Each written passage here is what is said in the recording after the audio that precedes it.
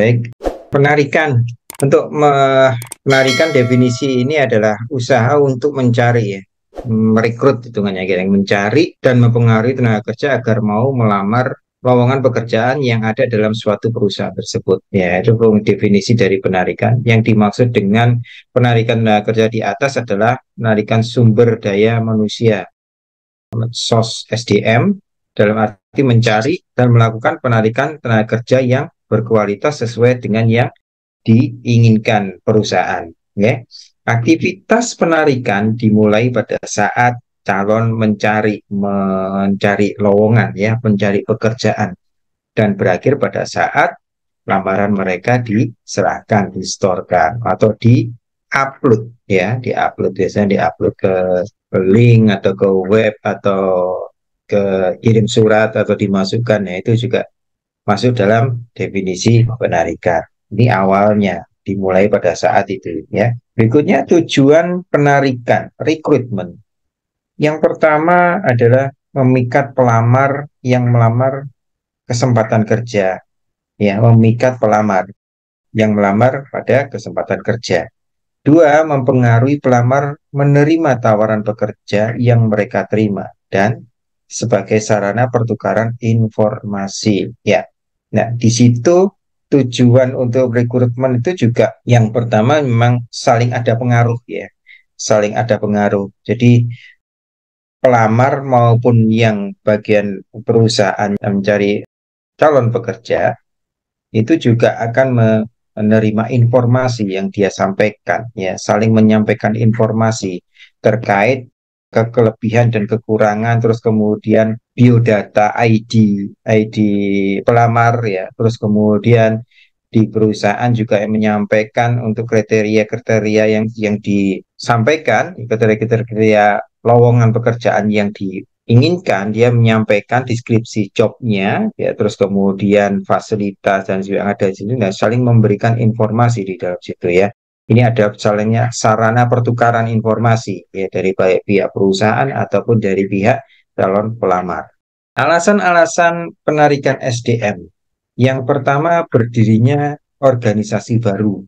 Yang kedua, adanya perluasan ekspansi suatu kegiatan organisasi. Ya, kenapa itu ada penarikan? Memang karena ada perusahaan yang membutuhkan SOS, ya, SDM untuk ekspansi, untuk perluasan suatu organisasi, membentuk dan membutuhkan suatu tenaga yang sesuai dia diinginkan, sesuai dengan keinginan dari perusahaan, ya. Tiga, terciptanya pekerjaan-pekerjaan dan kegiatan-kegiatan baru.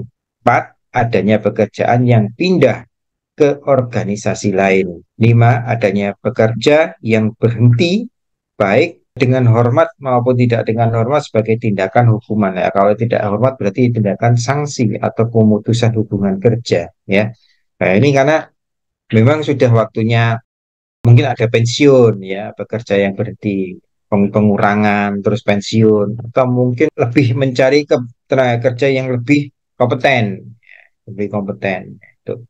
Berikutnya yaitu adanya pekerja yang berhenti karena memasuki masa pensiun, ya, seperti yang saya ceritakan tadi. Ada juga pekerja yang meninggal dunia, ya. Kemarin juga waktu sama COVID banyak sekali tenaga kerja yang berkurang karena disebabkan karena meninggal dunia. Ada juga yang pensiun. Berikutnya, nah, kalau diberhentikan dengan tidak hormat, itu tentunya mereka membuat kesalahan ataupun melanggar aturan-aturan yang ada di perusahaan, tidak komit, ya, tidak komit, tidak disiplin. Alasan-alasan penarikan SDM. Berikutnya, kendala-kendala penarikan. Kebijaksanaan organisasi. Yang pertama, kebijakan promosi. Ada atau tidaknya lowongan pekerjaan tersebut, ya.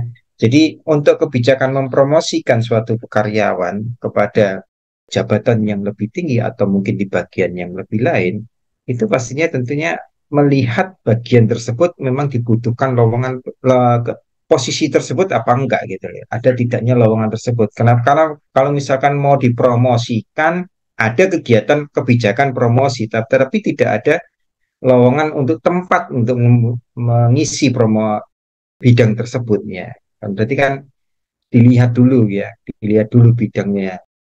posisinya itu ada atau tidak gitu ya. Berikutnya kebijakan kompensasi. Berdasarkan kompensasi yang mengurangi minat bekerja untuk melamar secara serius, ya. Tentu ini hal yang penting di dalam apa namanya pelamar ya, menarikan tenaga kerja SDM. Ini terkait dengan kompensasi. Ya, kompensasi ini kayak sepakatan jual beli gitu ya, kayak jual beli transaksi. Perusahaan menawarkan kompensasi reward yang diberikan setiap bulan, baik ada pokok, tunjangan, terus tunjangan kesehatan, tunjangan jabatan dan sebagainya, sehingga bisa terjumlahkan, terakumulasi jumlah setiap bulan yang dia terima dan disampaikan kepada calon pekerja. Ya, nah ini kesepakatan ya, kesepakatan. Jadi biasanya rata-rata mereka apa namanya perusahaan itu mempunyai standarisasi pengupahan kompensasi yang ada di perusahaan.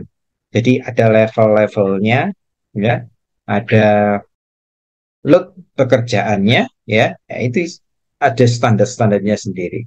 Ada juga yang menerapkan sistem tawar menawar, ya, tawar menawar. Tetapi tentunya memang di awal itu tawar menawar. Pada saat kita melamar, tentunya pelamar mencantumkan gaji yang diinginkan, kompensasi yang diinginkan, yang dia terima pada saat dia bekerja nanti, pada saat kalau dia diterima sebagai karyawan. Tetapi di samping itu juga, di sisi lain, perusahaan juga mempunyai standar kompensasi di setiap bagian atau di setiap level karyawan. Tiga, yaitu kebijakan status karyawan. Kejelasan status karyawan akan menyebabkan animo pelamar yang qualified, ya, qualified, yang bermutu, yang mempunyai kualitas, ya, mempunyai kualitas animo. Jadi kejelasan status, misalkan karyawan mempunyai karir, ya, karir di dalam CV-nya itu biasanya di dalam flyernya menampilkan di informasi kerja gitu ya, di lowongan kerja, karir, terus kemudian tunjangan, insentif, ya, terus kemudian kesehatan yang dia diperoleh selama dia masuk kerja di situ, bisa diterima sebagai karyawan di situ. Di situ ada kejelasan, ya, oh berarti saya kalau misalkan melamar di bagian ini, saya nanti akan mendapatkan ini, rewardnya sekian, ada peningkatan karir, mungkin juga ada pelatihan-pelatihan, training-training yang berhubungan dengan pekerjaan tersebut, ya.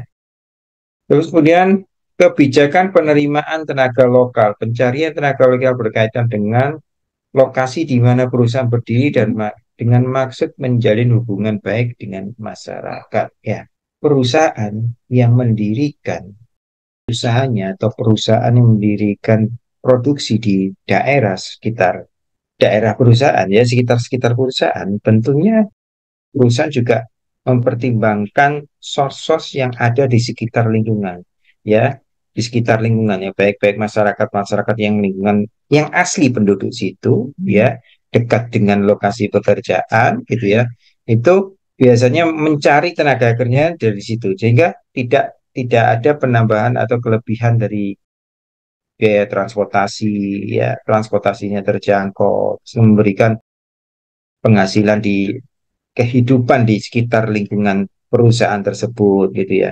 Memang harusnya memang seperti itu. Jadi source yang diambil, karena SDM yang diambil itu lebih baik di daerah sekitar masyarakat di situ, sekitar perusahaan, ya, sekitar lingkungan di perusahaan tersebut. Gitu. Soalnya itu juga mempengaruhi terkait dengan kecemburuan masyarakat di sekitar perusahaan, ya. Kalau biasanya juga mereka perusahaan itu bekerja sama dengan pihak kelurahan atau RT RW setempat yang berhubungan dengan perekrutmen di lingkungan masyarakat tersebut, diprioritaskan untuk hal itu, ya, harus ada, ya, sehingga menciptakan hubungan baik antara perusahaan dengan lingkungan di sekitar perusahaan, ya. Berikutnya kendala-kendala penarikan yang terkait dengan rencana SDM. Rencana SDM merupakan salah satu faktor yang perlu dipertimbangkan dalam proses penarikan dengan merinci persediaan keterampilan, rencana pelatihan, pengembangan, promosi, menguraikan nama pekerjaan yang diisi. Nah, ini forecast juga ya, forecast yang jadi merencanakan ya, merencanakan misalkan ketersediaan keterampilan karyawan. Keterampilan karyawan ini mempunyai keterampilan apa? Misalkan dia mencari driver untuk forklift, ya ini keterampilannya kan seperti itu. Ada juga yang membuat suatu rencana pelatihan di dalam pengembangan ya, training, training karyawan. Berikutnya juga ada promosi, promosi yang lebih tinggi untuk karyawan yang mempunyai kapasitas yang baik, gitu ya, sehingga bisa dipromosikan.